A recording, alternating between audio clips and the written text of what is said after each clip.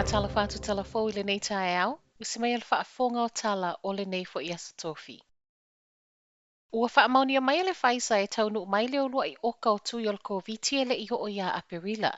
O le ua mai atu ina mai le io enga le MedSafe e ta li alo i ai i lalo tu unga le whao ngā e tangata ni usila o tui mai le Pfizer ma le BioNTech mō tangata se fulu wono tausanga nga ilunga le mātutua. O le tali leo so enga le MedSafe e tusa masaunoanga le whaatun sili o le soifua maloloina Dr. Ashley Bloomfield ma ua sanga whaamausa li e le whaatonu e le i whaatato pēr so enga na amata whaia mai lava ia November le MedSafe sa i o mai lava i taimi o malolonga kirisimasi ma le tausanga fo e le i tau fia. Ma o le whai unga o talia ai tui a le Pfizer ma le BioNTech na whaia ma le whai tete. O le foi ua mai atala noa le maloa nga i le Pfizer ina yaso e le ima mau atu, ma ua wha mauti no ai, e o atu i le fase lau 50 wafe tu i e taunu umai, e le i uma le masino mati. Ma o le a lava lea mo le lua se lau 25 afe o tangata, o lo ngā lulua i tua o New Zealand, wha peo latu a inga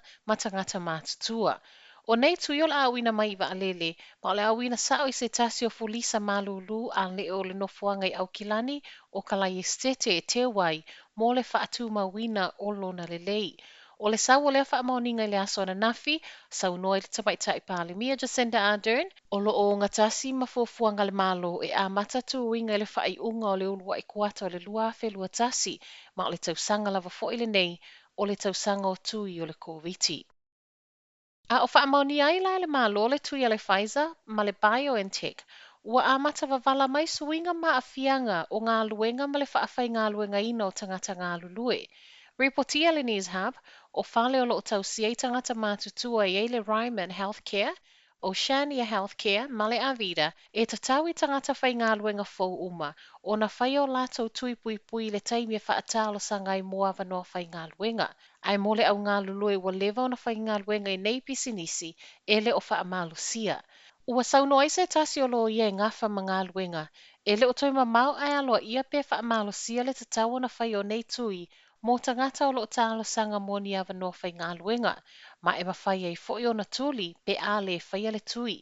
Reportia fwoi o lea ua tele na fautua I nei pisinisi ma whale whai ngā luenga o lo o ngafa ma au nanga e whea ngai ma pāsese mai fafo, po au nanga o lo o mawalunga I le ono la mati o le soifua le COVID I le tatau o na whai o tui pui pui mō tangata whai ngā luenga. Ai mai le malo ua saunoa manino le tamaita I pāle mia Jacinda Ardern e le o wa ai le malo e wha malo sia le tatau o na whai o tui o le COVID pei tai o le atuli mata ia pea le malo tangata o lo whea ngai ma ngā luenga e mawalunga le ono la matia. Reporte le News Hub o le telo pisinisi o whailoa na nafi o lo o lātou wha malo sia le tatau o na whai o tuinga mō tangata whai ngā luenga. O le sopa a mata wha mamalu ai tapu fau o le wha o ngā ino le suavai I Hamiltone ma vaenga Waipā. O nei suinga o lo sa wai, pau taimi o le ama whai o na wha o ngā sprinklers o le vao le ono I le tae au, anga I le valu I le tae au. Wha pia le vao le ono I le afiafi, se iho o lava I le tula e valu I le pō.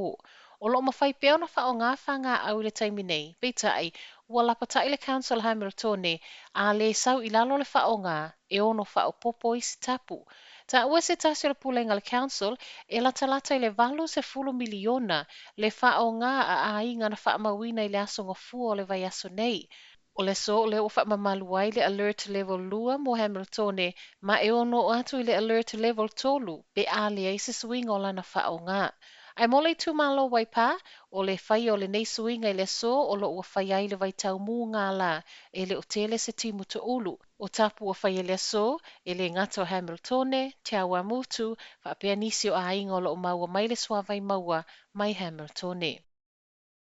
E to o lua I la ua wa mali liwa no whaalawalawe tau ta awale I tutono le lua I tu lana nafi le North Island. O lai whiawhia nafi pe tu sa le tu lai lima, na maliwa I se tasi na ua whetu aita awale lua I lungo le State Highway tasi le Valpuhoi ma Warkworth, muli ai pe tu sa le ono I le whiawhi, ai maliu le tangata lona lua I na ua whetu ai foita awale I lungo o le State Highway tasi I sauti o Tokoroa. O nei whaalawalawe tau ta awale na tāpuni ai ma vaenga o highways I Waikato whaapea mātua au kilani, ma o loo whaawau so e so enga le ofisa o leo I nei whaalawalawe tau ta awale.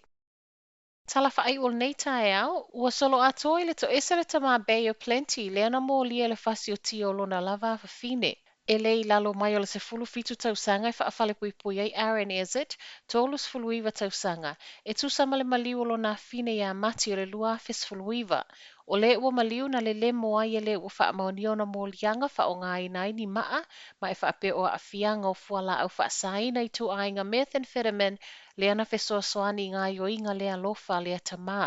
O le alolo toto wa umalo na ola e na o le lua tausanga i le taimina tupuai. Tala nao tae au, manuia le nei aso.